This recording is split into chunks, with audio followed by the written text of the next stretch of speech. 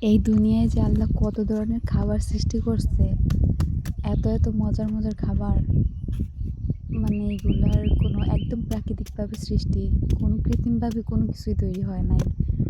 তার মধ্যে যে এই ফলটা অনেক বেশি মজা, অনেক বেশি। আমি এই যে যখন এই সিজন আসে তখন এই ফলটা খাই। এটা হচ্ছে তালের শ্বাস।